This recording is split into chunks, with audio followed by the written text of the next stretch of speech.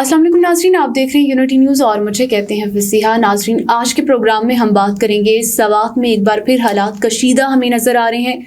साथ साथ हम बात करेंगे इस्लामाबाद पुलिस सब इंस्पेक्टर का बच्चों के साथ, भिखारी बच्चों के साथ ज़्यादती का इल्ज़ाम है और इमरान खान का मिलिट्री ट्रायल कब होगा और गवादर में धरना जारी है, इस पर बात करेंगे। हरमीत, सबसे पहले हम बात करते हैं सवात की। सवात में हम देख रहे हैं हालात हमें बहुत कशीदा नज़र आ रहे हैं, तो अमन जिरगे ने क्या फ़ैसला किया? देखिए फसीहा, इसमें कोई शक नहीं है कि सवात एक पुरअमन इलाका, काफ़ी अरसे बाद एक अमन वहाँ पे लौटा। और मुझे तो IDPs का दौर भी याद है कि वहाँ के लोग जिस तरीके से वहाँ से निकले थे, ख़वातीन, बच्चे, बुज़ुर्ग, बूढ़े, बेचारे बीमार लोग, किसी ने मर्दान में पनाह ली थी, किसी ने पेशावर के मुख्तलिफ कैंप्स में पनाह ली थी, कोई हसन अब्दाल की तरफ आ गया था और बड़े बुरे हालात थे उस वक्त। चूँकि अब आहिस्ता आहिस्ता चीज़ें जो हैं, ज़ाहिर बात है, जब आपने बहुत अरसे बाद इतनी मुश्किलात आपने देखी और वहाँ पे अमन आए और दोबारा उस अमन को ख़राब करने की कोशिश की जा रही हो, तो ऐसे में लोग जो हैं वो उठ खड़े होते हैं।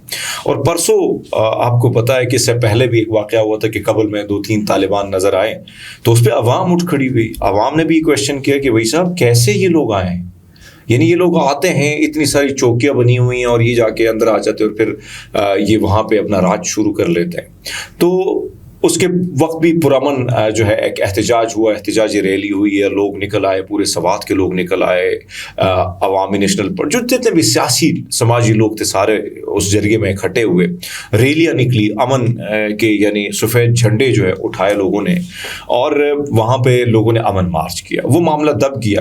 अब परसों ये हुआ है, आप अंदाज़ा लगा लें कि जब कोई सिफारतकार किसी सूबे में जाते हैं, किसी डिस्ट्रिक्ट में जाते हैं, आप खबर देते हैं कि भाई साहब फ़लाँ फ़लाँ बड़े रिस्पेक्टेड हमारे मेहमान आ रहे हैं, और ज़ाहिर बात है सिफारतकार कोई आम तो नहीं होता है, किसी मुल्क के नुमाइंदे ही होते हैं। लेकिन अचानक खबर इंटरनेशनली चलती है और बिन-अक़वामी सतह पर खबर उठ जाती है कि 12 सिफारतकार थे जिन पर बम ब्लास्ट किया गया है मलम जाबा में। अब यहाँ जो KP की असम्बली है, ना उसको पता है, ना साफ़ियों से मेरी बात हुई, ना उन साफ़ियों को पता है, ना वहाँ की लोकल इंतज़ामिया को पता है, ना वहाँ की पुलिस को पता है कि इन सफारतकार आ रहे हैं और वो जो है उन पर ब्लास्ट हुआ है।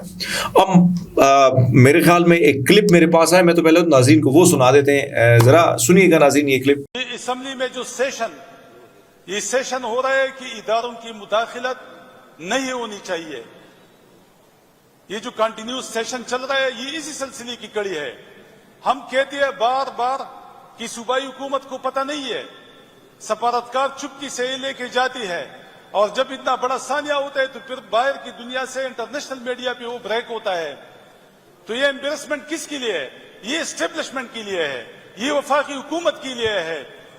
ये शर्म का मुकाम है उनके लिए कि ये लोगों को लेके आती है, पता नहीं उनके पास NOC था या नहीं था, सिक्योरिटी क्लियरेंस थी या नहीं थी, क्योंकि सूबाई हुकूमत से NOC लेना चाहिए था, उनको सिक्योरिटी फराहम करना सूबाई हुकूमत का काम था। लेकिन मैडम स्पीकर साहिबा, मैं ये पूछना चाहता हूं ये अपनी सिक्योरिटी फोर्सेस से और खुफिया एजेंसियों से कि जब स्वात की 24 लाख अवाम को इन सफारतकारों की आमद का पता नहीं होता, इतला नहीं होती, स्वात की जितने भी इदारे हैं उनको पता नहीं है, सिर्फ पाकिस्तान की खुफिया एजेंसियों को इसकी पता है और पुलिस डिपार्टमेंट को, सिर्फ DPO को पता है। तो मुझे ये कोई बता सकता है या जो स्वात के लोग आज ये सवाल पूछ रही है कि जिन लोगों ने बम रखवाया था और जिन्होंने बम ब्लास्ट किया, इनको कैसे पता चला? ये एक क्वेश्चन मार्क है एस्टेब्लिशमेंट भी और वफाकी हुकूमत भी। फसीहा, ये क्लिप आपने सुन लिया, इसमें ये सूबाई जो मेंबर हैं जो KP के वो भी ये बात कर रहे हैं कि देखिए हमें तो इन्फॉर्म करना चाहिए था ना, एटलीस्ट लोकल इंतजामिया को इन्फॉर्म करना चाहिए था। दुनिया के टॉप हेडलाइन पे चल रही कि पाकिस्तान में दहशतगर्दी हो गई है और सफारतकार मारे गए, और हकीकत कुछ और थी। वहाँ पे बम ब्लास्ट होता है जिसमें 4 पुलिस एहलकार जख्मी होते हैं और ख़बर इसको एक अलग तरीके से रंग दिया जाता है। अब वहाँ पर यह है कि 27 तारीख को جمعے کی نماز کے بعد دوپہر 2 بجے جو ہے وہاں پر امن ریلی ہوگی اور اس میں سب کو کہا گیا کہ آپ سب نے شرکت کرنی ہے. ہم نے یہ والا ناسور جو یہ ایلیمنٹ دوبارہ کریٹ کیا جا رہا ہے, بنایا جا رہا ہے, آپ کو پتہ ہے لیکی مروت میں پولیس نے کیوں احتجاج کیا. اب سوات کی پولیس جو ہے, میں کچھ بیانات میرے سامنے آئے ہیں اور اس بیانات کو جو میں دیکھ رہا ہوں, یہ شخص بھی یہ بات کرتے ہیں کہ پولیس کون ہے, ہمارے بہن بھائی ہیں, اسی طرح آپ شوٹ کر دے جائیں گے. تو میرے خیال میں حالات جو ہیں, لوگ امن چاہتے ہیں, لوگ نہیں چاہتے ہیں کہ دہشت گردی کی بھیڑ دوبارہ ہم چڑھیں, دوبارہ وہ مسائل ہوں. سو میرے خیال میں 27 تاریخ کو امن ریلی ہے سوات میں, اور جس میں جو ہے مذہبی, سماجی, سیاسی جو جتنے بھی لوگ ہیں وہ اس میں شرکت کریں گے اور وہ امن کی ڈیمانڈ کریں گے. حمید, جنہیں ہم اپنا محافظ سمجھتے ہیں, اب ہم نے دیکھا اسلام آباد جسے ہم کیپٹل کہتے ہیں اور بہت امن کا ہم لوگ شہر بھی کبھی ہوا کرتا تھا, اب ہمارے پاس نیوز آئی ہے کہ اسلام آباد کے پولیس سب انسپیکٹر نے بھکاری بچیوں کے ساتھ یہ الزام ہے کہ زیادتی کا الزام ہے. دیکھیں, آپ کی بات درست ہے فصیحہ, کہ ایک طرف تو جن کو ہم محافظ جان و مال کی سمجھتے ہیں, میں سمجھتا ہوں کہ ریجیم چینج آپریشن جو ہوا ہے نا, اس سے پہلے بھی پولیس کوئی اچھی نہیں تھی لیکن بہتر تھی. لیکن جس طریقے سے ان کو بے لگام گھوڑوں کی طرح ہمارے اوپر چھوڑ دیا, اور جس طریقے سے یہ لوگوں کے, اب آپ اس سے پہلے جو رپورٹ آپ نے پڑھی, اس سے پہلے جو انویسٹیگیشن ہوئی ہے اسلام آباد پولیس میں, وہ بھتہ خوری میں ملوث ہیں, رشوت خوری میں تو وہ ہیں ہی ہیں. اسی طرح لوگوں کو اغوا کرنا, حبس بیجا میں رکھ دینا, لوگوں کو تنگ کرنا, لوگوں کو 9 مئی کے مقدمات میں اندر ڈال دینا, یہ تو اب نارمل بن چکا ہے. لیکن اس سے پہلے ایک میاں بیوی کو روکا گیا گاڑی بائک پہ, ان سے کہا گیا کہ نکاح نامہ ہمیں دکھا دیں. نکاح نامہ اب کون لے کے پھرے گا؟ اب نکاح نامہ وہ دکھاتے ہیں, ان کے پاس نہیں ہوتا ہے, تو ان کو کہا جاتا ہے لڑکی کو ایک سائڈ پہ کر لے, لڑکے کو ایک دوسرے سائڈ پہ, لڑکی سے نمبر لیتے ہیں, پھر اس کو ہریس کرتے ہیں, ان سے پیسے لیتے ہیں, دھمکاتے ہیں, تنگ کرتے ہیں. اتنی بڑی ہریسمنٹ ہوتی ہے. پھر رشوت خوری میں, بھتہ خوری میں کچھ پولیس اہلکار جو ہے ملوث پائے گئے ہیں. اب یہ والا جو معاملہ ہے, یہ جو صاحب ہے پولیس, آپ اندازہ لگا لیں کہ یہ لوگ کرتے کیا ہے, اس ملک کے ساتھ ان لوگوں نے کیا کر دیا. یعنی آپ اس بندے کو دیکھیں, میرے پاس جب خبر آئی تو مجھے بڑا افسوس ہوا, اور یہ خبر تقریباً ابھی, کیونکہ ظاہری بات ہے جب میں نے ٹویٹ کی تو اس ٹویٹ کے بعد یہ ہوا کہ ابھی خبر ہمارے پاس پہنچی ہے کہ اس کے پاس جو ہے, یعنی یہ وفاقی پولیس کے سب انسپیکٹر ہیں جو کہ 2 کمسن بچوں سے انہوں نے تھانے میں جنسی زیادتی کی, ان پر مقدمہ جو ہے وہ بھی درج کیا گیا ہے. سب انسپیکٹر سہیب پاشا ان کا نام ہے.